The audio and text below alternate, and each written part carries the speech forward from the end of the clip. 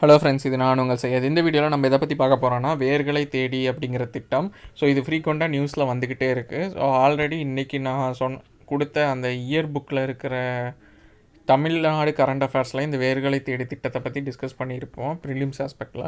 இந்த வீடியோவில் வந்து மெயின்ஸ் ஆஸ்பெக்டில் என்னென்ன கீ பாயிண்ட்டை நீங்கள் இந்த கொஷின் கேட்டால் எழுதலாம் அப்படின்னு சொல்லிட்டு குரூப் 1 மெயின்ஸுக்கும் சரி, குரூப் 2 மெயின்ஸுக்கும் சரி, நான் என்னென்ன இம்பார்ட்டன்ட் கீ பாயிண்ட்டோ அதை நான் சொல்கிறேன். கீழே பிடிஎஃபாக அட்டாச் பண்ணுறேன், அதை நோட் பண்ணிக்கோங்க. ஃபஸ்ட் இம்பார்ட்டண்ட்டான பாயிண்ட் பார்த்தீங்கன்னா, இது யாருக்காக அப்படின்னா,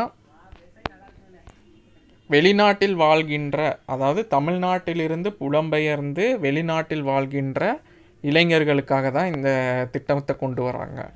ஸோ எதுக்காக அந்த திட்டம் அப்படின்னா,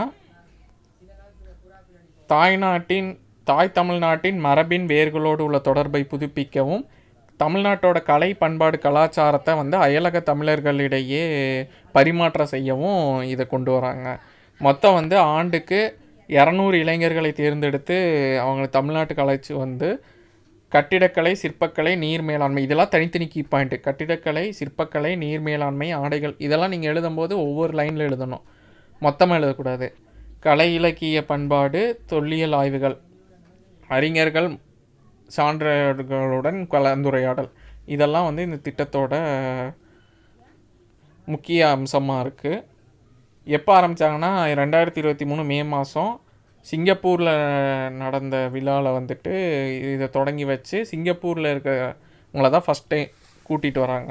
10 இளைஞர்களை தேர்ந்தெடுத்து இது பண்ணுறாங்க, சான்றிதழ் வழங்குறாங்க. ஸோ இதில் வந்து பார்த்திங்கன்னா, இப்போ இந்த நியூஸ் வந்தது வந்து மாமல்லபுரத்துக்கு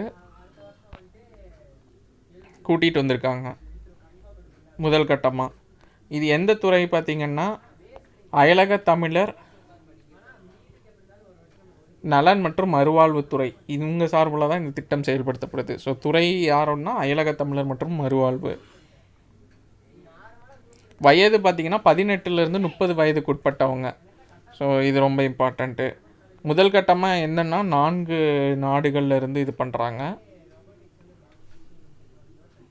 அதுக்கப்புறமா இப்போ ப்ரெசண்டில் பார்த்திங்கன்னா 15 நாடுகளை சேர்ந்த 100 இளைஞர்களை கூட்டிகிட்டு வந்திருக்காங்க.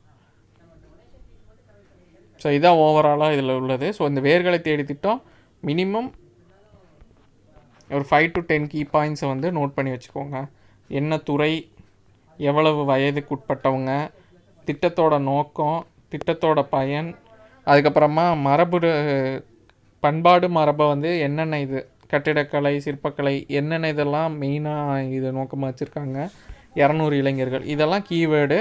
இதை யூஸ் பண்ணி நீங்கள் ஆன்சர் பண்ணால் ரொம்ப யூஸ்ஃபுல்லாக இருக்கும். ஸோ அப்கமிங் வீடியோஸில் பார்க்கலாம். தேங்க்யூ.